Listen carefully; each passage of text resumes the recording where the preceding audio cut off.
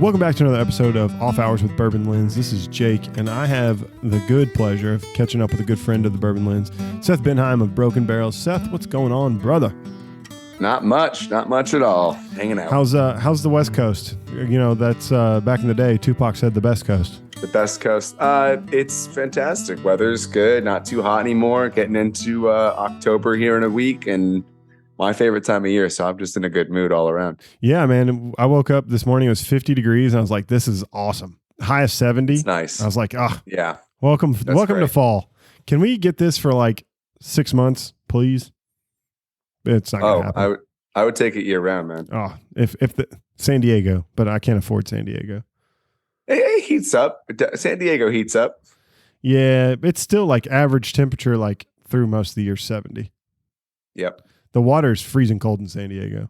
Never will I ever get in the ocean again in San Diego in my life. It is cold. It's bad. Actually, all the West Coast water is not very warm.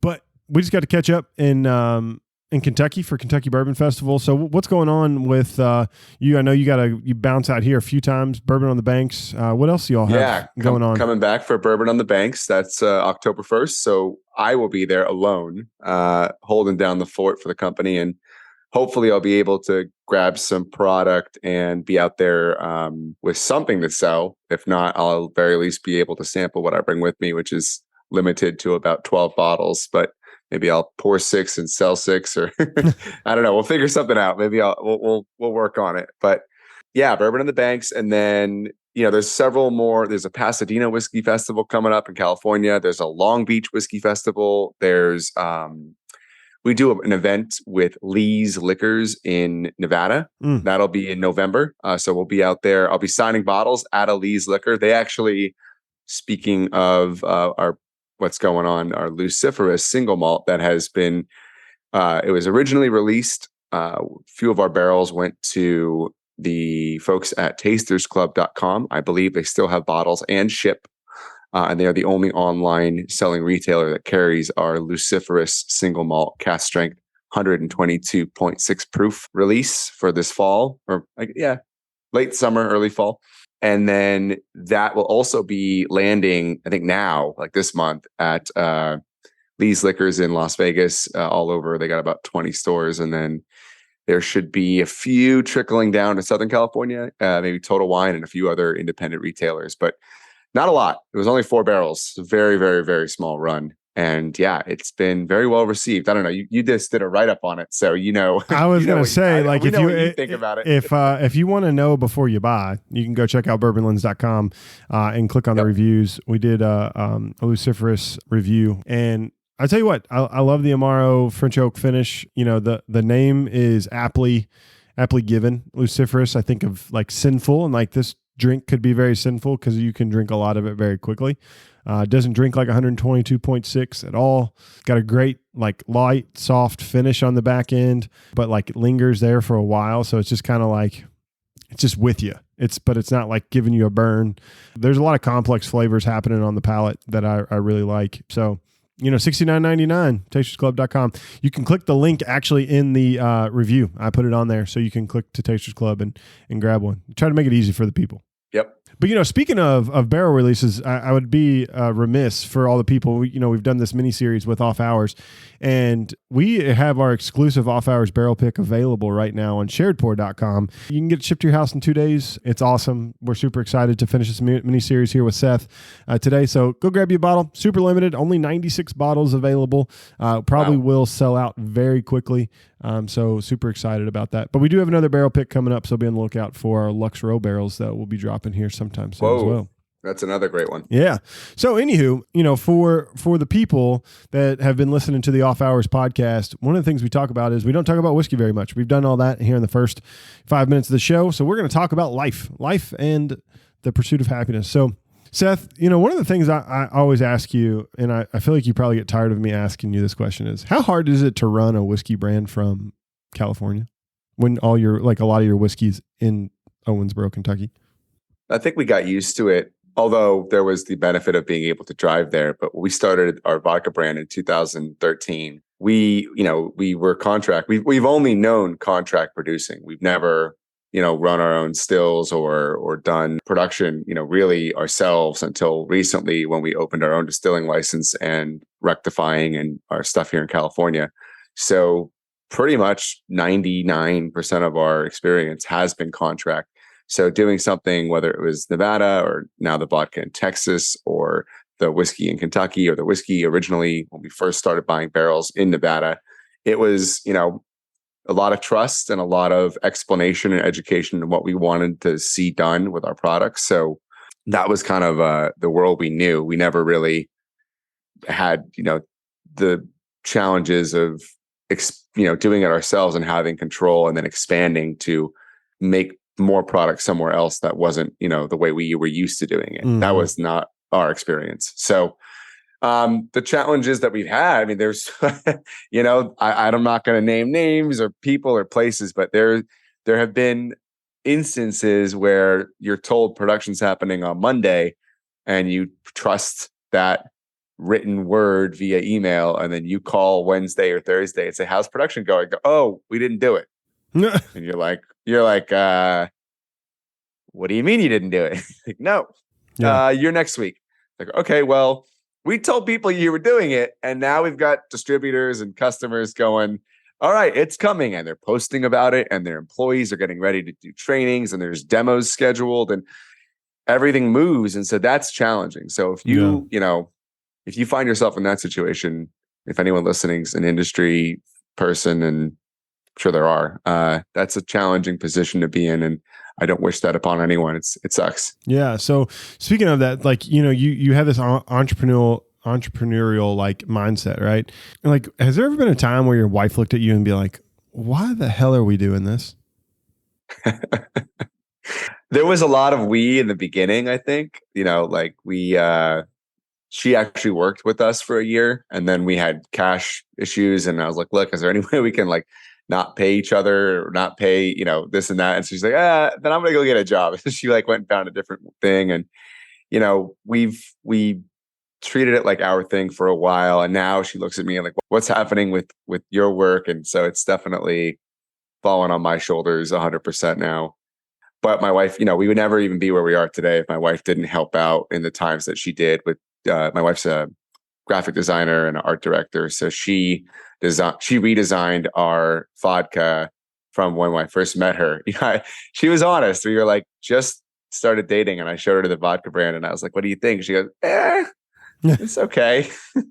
And then I said, hey, I know we said we never worked together, but could you help me design this? And she did. And that opened up a whole bunch of doors and we met a whole bunch of people that really took our brand to the next level and gave us the opportunity to get into whiskey, which is why you and I are sitting here today talking about whiskey. So, and other stuff, but yeah, she's instrumental in getting us to this point in those earlier days. So, it's gotta love the support. You gotta shout out the wife, right? Because my God, they do so much. Well, also like with the kid and that, the help she does around the house too, and like just keeping our household running allows me the time to do this, which provides us the money to do that, and it just goes round and round, right? Like it's just cyclical. She helps me, which helps me help her, which helps her help me, and it goes back and forth. So we help each other. It's a team. Yeah, and so since the first time we like all met in the parking lot of the shady hotel that I told you to never stay in again in Kentucky. Oh my God. I remember that. I showed up late and they were like, hey, we got some bottles. We want you to meet Seth, yada, yada. And I like pulled it in the parking lot, like super late. And since then you've had a baby girl and, you got some good, exciting news about, some more life stuff happening there. But, what's it like to add that addition to the family? What's it like, becoming a dad in the chaos of COVID and bourbon and all the booms that both of those things were? The best story I can tell for that is I came home, I think it was like March 16th of 2020. And my wife had like set the camera down to film me when she was going to tell me we were having a baby. And I'm sitting there like legitimately doomsday planning. I'm like, well, we can move to our house in Tucson that we're renting. And like, we can we could pack up and, we could do this. Like, we'll figure something out. Don't worry. We're not going to be homeless. Like, the company's over. It's all fucked. Everything's done for.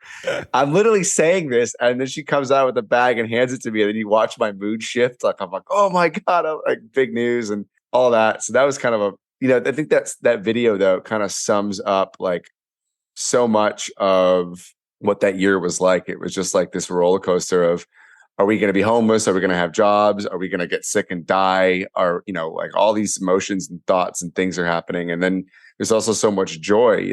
Family is growing, baby on the way. You just really, you find a whole new level of appreciation and love for your partner when they, give birth to your child. But that's a whole experience, and, change in who you are as a person. So, and it puts everything in perspective. Like, we love what we do. The whiskey's important. The industry's important. The job, the company's important. Your employees are important. And you realize what's really important is your family and your health. And you take all these things, whether the threats were, as extreme as the news and media made it to be, or whether, whatever the case, the feelings that you felt were real, and the way you thought about, like, okay, what do I need to do to protect my grandmother from getting sick, or like these things? Like, you find out what's really important when you face certain things in life. And I think COVID and 2020 especially was one of them. It's funny because I'm the guy, I'm running around like, I don't give a fuck, I'll get sick. I just like whatever. But yeah, but it was funny. It was interesting at the time. It was really real, and we were trying to figure a lot of stuff out. So yeah, no, and so like as you come out of that, and you're worried about your business, you got a baby on the way. Like, what life lessons have you learned about just being a dad? Over the last couple of years. Yeah, my daughter's going to be 2 in about 2 months. So yeah, being a dad, well, responsibility is huge. I mean, it's not the same as a dog, but I've been a dog owner for a while. So you definitely. There's planning that is involved. If you, for the non-dads, non-dog owners out there that are thinking of having a child or getting a dog, which are not the same thing at all, by any means, but it's planning, it's scheduling, it's a change in your life where you're not responsible for where you need to be. You're responsible for where everyone is. Where's your wife? Who's watching the dog when you're out of town? How are you getting there? That kind of is kind of one of the biggest changes. But spending time with your kid and all that, I was ready for that. I was waiting for that. I think I thought I was going to be a younger dad earlier in life, in my mid-20s, but having a kid in my early 30s is actually great, because I was really ready for it. And I think there were so many nights prior to having a kid where we were sitting on the couch watching TV, watching The Office for like the 500th time. And I'm like, this is a waste of life and time. I would love to be putting this energy into having a little kid running around the house. And now I have that, and it's everything I thought it would be. It's the most amazing. And you've got a kid too. So yeah. So, like, but I'll go back to the dog and the puppy and the kid thing. It's not too far off. If you have a puppy and a child, it's not too bad. So, we kick the tires on, maybe we look at, potentially having another child. So we were like, let's get a puppy. Well, we got a puppy, and guess what? They wake up in the middle of the night and they need to pee and poop. They wake up in the middle of the night and they cry. They don't like going in there. They don't like going to bed, so they cry.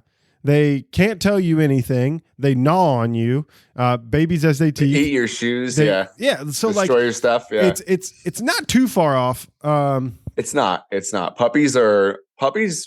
Puppy training and like crate training and getting them, not to pee on the couch or, chew up your blankets or, the heel of your shoes or whatever dogs, puppies are chewing on, especially depending on the type of dog, kind of illustrates the type of damage they can do as a puppy. Because you get those big suckers that are like, 50 pounds when they're 8, 9, 10 weeks old. And you're like, God damn, this thing's going to like destroy everything. It'll gnaw up the legs of your chairs or whatever wood or things they can get their hands on. So you didn't know that you were getting Beethoven from Sandlot, Nick, when you picked it up.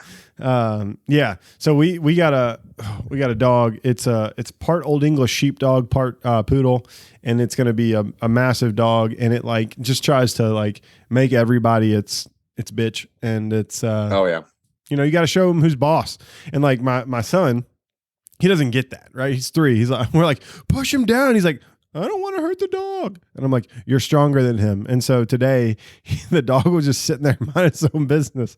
And I feel bad, but like, we've just been like getting on him about like, just doing it, like just showing him who's boss. He just runs up and tackles him. He's just sitting there minding his own business. I'm like, all right, bud, like do your thing. Like, if you're going to be about it. I don't know if we're going to have that problem. My daughter's already taking swipes at our dog and we're like, dude, the dog didn't do anything. What the fuck are you doing? It's just like Barley. And she's smacking the dog. I'm like, don't hit the dog. Like, this is wrong. Yeah. But it's good training, and also like, she can sleep through all the barking now. Our dog barks like a mother. So like, it's crazy. Yeah. What having a dog and a kid in the house at the same time. Just wait. The good thing is you've already gotten on a potty training with one of them. So like, you don't have to worry, like you're not doing potty training simultaneously. Yeah. But it's been great. I look forward to seeing where my career and where the company and the brands are at, as we get older. And, in 20 something years when my daughter can drink and 19 something years, we'll see where her interests lie. And, one of my goals is to build a company or a brand that my kids could work at, or take over eventually. Yeah. So that's something I want to do. So here's a good question, right? So like you talked about, see where your daughter's interests are. Like, did you put back any special bottle of whiskey for her if she was like interested? I don't know if I need to. I mean, there's probably going to be at this stage, I probably could just find something. I mean, I'll probably find some 2020 edition that I haven't opened and put that away. But no, I haven't really done anything like that. We did get a 41-year-old bottle of scotch from a business partner of mine when she was born. And, I can definitely just let that sit and, age, 20 more years in the bottle, but it's, I'm happy to open that with her when she's 20. I don't need to open a 41-year-old bottle of scotch for any particular reason. So, yeah, I mean, no, most people don't have that sitting on their bar. I did a pour your own at Michter's. So I got a pour your own barrel strength rye from Fort Nelson. So I did that. Oh, cool. Yeah. And I wrote his name in the registry and everything. So I tried to find something unique for him. Yeah. And I didn't pick bourbon, which, people are like, why didn't you pick bourbon? I'm like, well, they only had rye. So you do what you got. Right.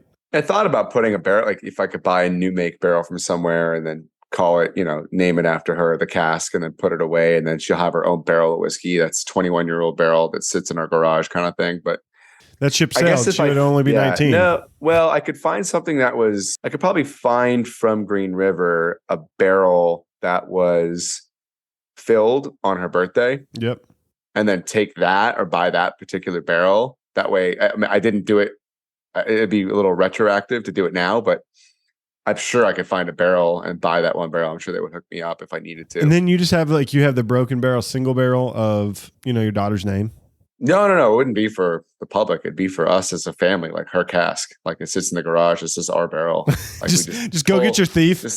Go get a thief and fill up a glass and then go back in the house and drink. Like it's not for the world. It's her own 21-year-old. Like, you come to, my daughter's name is Nia. So you come to Nia's house and she or her apartment or whatever, and she goes in the garage. She's got a 21-year-old barrel of bourbon. That's better than anything she'll be able to buy or afford. Yeah, well, it should be way more than she'll be able to afford because by then, like bottom shelf whiskey is going to be $100.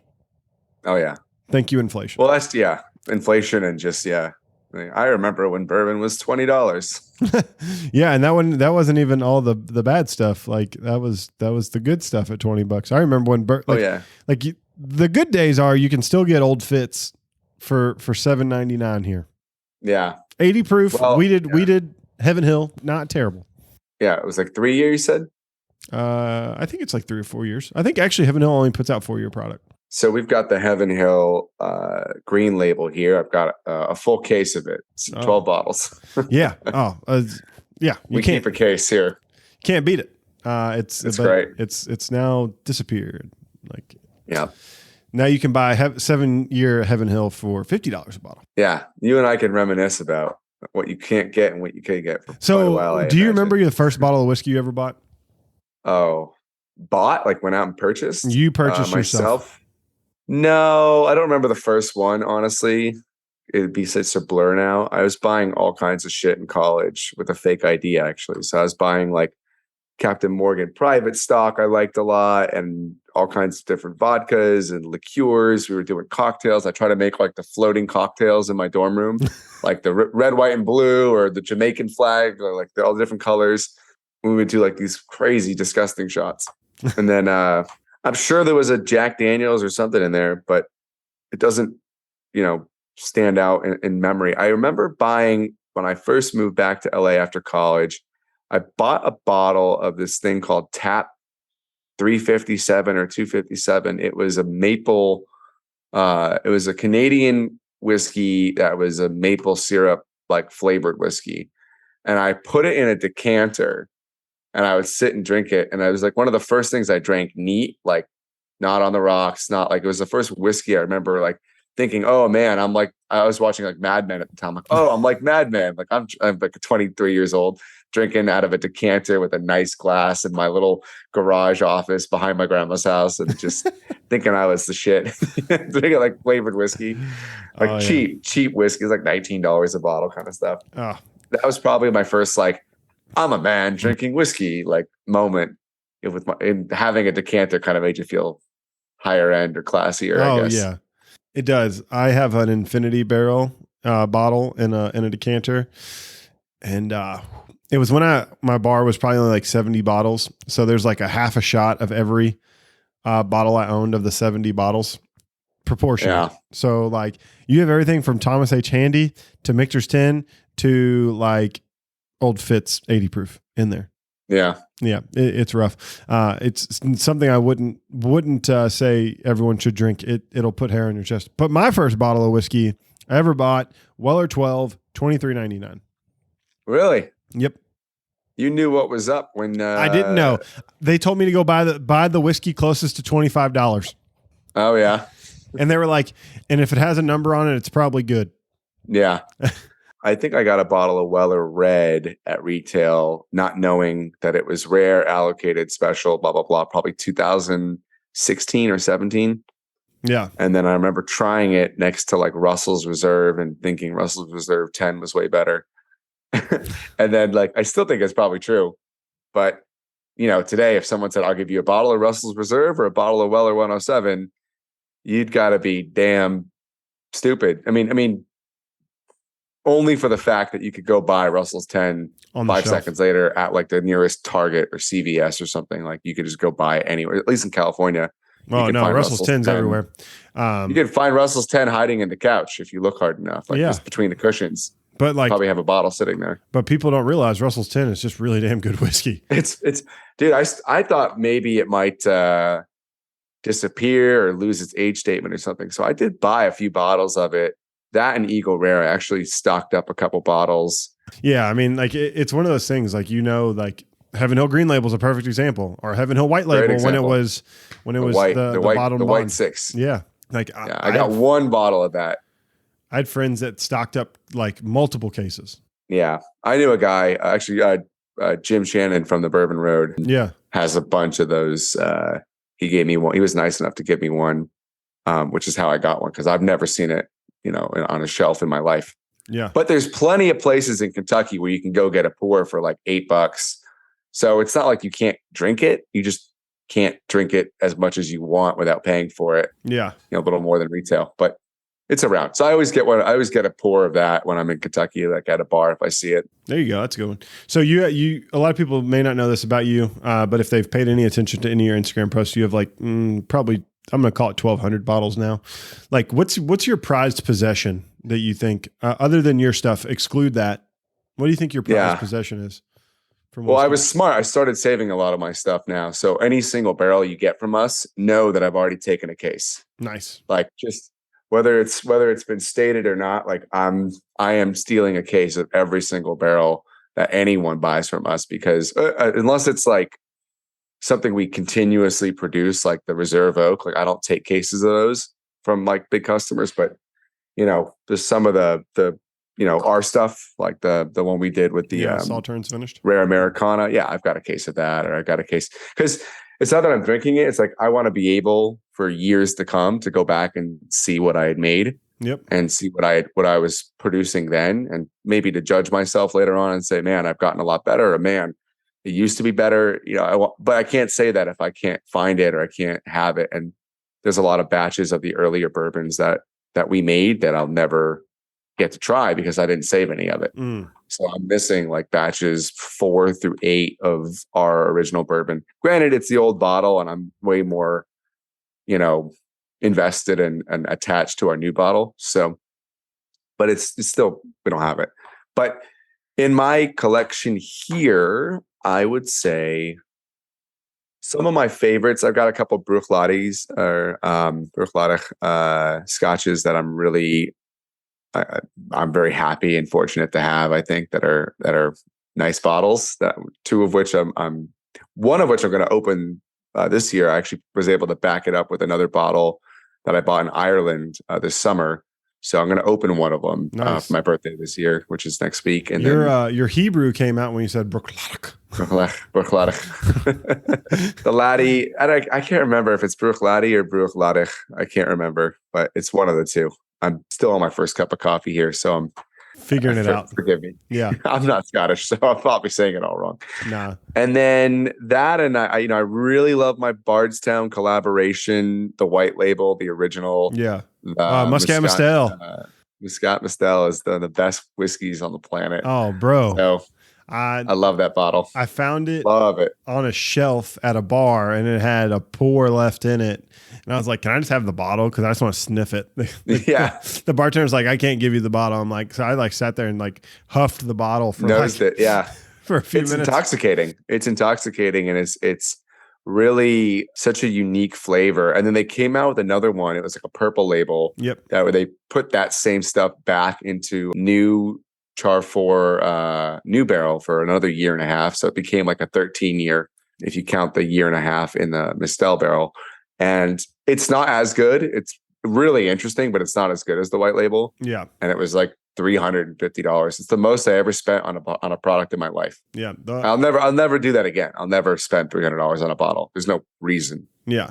No, but that white label square bottle, probably one of the best whiskeys that's come out last 5 years, 10 years. For me, I mean, I've tried a lot of, I love Dusty's, Dusty Scotch, Dusty Bourbon. I drink a lot of cool older bottles at the bar Neat in Kentucky and Louisville. So if you go to Neat, you can try a lot of like 1960, 70, 80, 90 stuff. They have a great collection. It's not, $10-15 for most of it. Nothing too crazy. And honestly, it's that Muscat Mistel is like one of the best things that ever came out. I have not had anything from Bardstown that even comes close. Yeah. It's just amazing. My second favorite collab is actually after we get off here. I know it's probably a little early, but Fridays are light for me. I'm going to do a review of the Fercolin, the Irish whiskey collab. Oh yeah. It's pretty darn good. It gives you like the balance and the delicacy of Irish whiskey and bourbon. So big fan. Yeah, I'm a huge Irish. I mean, see my wall here. A huge Irish whiskey fan. I've got a lot of new stuff that I've yet to break into, but I may crack a few. I was tasting all the spot whiskeys recently. So like Gold Spot, Blue Spot, picked up those, a 13-year single cask of Roe & Co., which was awesome to find. The Irishman, picked up a few different bottles of Irishman recently. And nice. I'm going to get into some of those this weekend. Yeah, it's fun. Like I could talk whiskey all day, but we've hit on a lot and we've talked a lot about a lot of things, but I didn't prepare you for this. I normally prepare the guests. We have one last question. We ask this question every time. Okay. What's your one piece of advice to people to get away from the hustle and bustle of life? To, as Off Hour says, to find those moments in between. So how to get out of the hustle and bustle of life? Yeah. How do you capture those off hour moments in your life, Seth? Oh man. You got to put the screens away. Obviously that's one thing you got to do. So you got to disconnect. I think it's way too easy to get caught up in whether you're looking at your TV, your computer screen, your phone screen, the screen in your car, the screen on your digital watch. If you can disconnect from all of it, that's a really special, I like to go for walks in the morning and I try to leave my phone at home if I can, if I remember to. And so if you go for some of my best ideas, some of the best business ideas, some of my best planning, some of my most, thoughtful moments and thoughtful thoughts, to be really unpoetic about it. Because I don't know. I used to be more creative in the words I chose, but not anymore. My most thoughtful thoughts definitely happen when I'm, disconnected. So good walk is a nice time. Swimming's great. You really can't. There's no screens in the pool. So if you can get a couple laps in, or do half mile in the pool or mile in the pool, if you can do that, that's a great way to kind of just be with your own thoughts. There's nothing to do but think, swim, and breathe when you're swimming. And so that's it. Just you and the lines, doing anything right? else. It's just you and the lines. It's you and the lines. That's an excellent way. I mean, it kind of sounds like, to summarize, exercise, but solo stuff, like walking by yourself or swimming by yourself. That's a really great time to really disconnect and unplug and be just with your own thoughts and really, enjoy your surrounding, or the reflect on like your health and the fact that that you're lucky and fortunate to be able to walk, to be able to swim, to not have, health problems or those things. And, be there and now is kind of a big part of it. So no, I think that's great advice. Probably before I do my review, I'm going to go do my workout. That'd probably be a smart idea.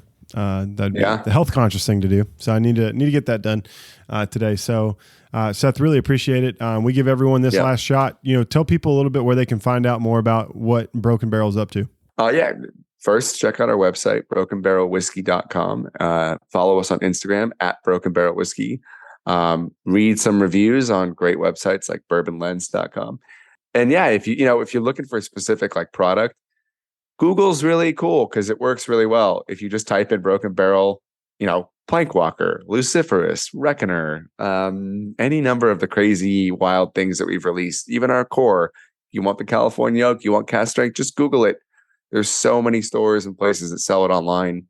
You're in good hands. The internet will help you find exactly what you want and what you need. And, our stuff is not Buffalo Trace. It's not allocated and hyper. Some of it's rare, but it's not hyper rare that you have to like bend over backwards and, smuggle drugs from the border to try and get a bottle. Like, you can just go online and Google it. You probably find something. Yeah. No kidney cells needed for Broken Barrel. No. Yeah. You don't have to sell your kidney to get Broken Barrel. We've priced it and made enough of it to be fair and affordable and available for people to enjoy. That's the whole point. It's not about buying and reselling. It's about enjoying it, drinking it, sharing it, and building memories, with it. Go buy Heresy Rye. That's my one recommendation. Yeah, that's a good one. Right off the bat, 105 proof rye whiskey. So Seth, thanks for joining us. Everyone, thanks for listening to this last episode of Off Hours with Bourbon Lens. We are super thankful for our sponsor, Off Hours, for allowing us to do this mini-series to find out the behind the scenes and the moments in between with this collection of distillers and people in the industry over the last few months. So special shout out to them. So if you want to find out more about Off Hours, go to Drink Off Hours on Instagram. And lastly, if you want to find out more about Bourbon Lens, go over to Instagram, Twitter, Facebook @Bourbon Lens. And we are putting up new content on the website all the time. Go to bourbonlens.com. Cool reviews like the Luciferous and some other things that I've mentioned coming up. You can buy our barrel pick, take you direct link. You can sign up for a newsletter, all that fun stuff there as well. So until next time, cheers.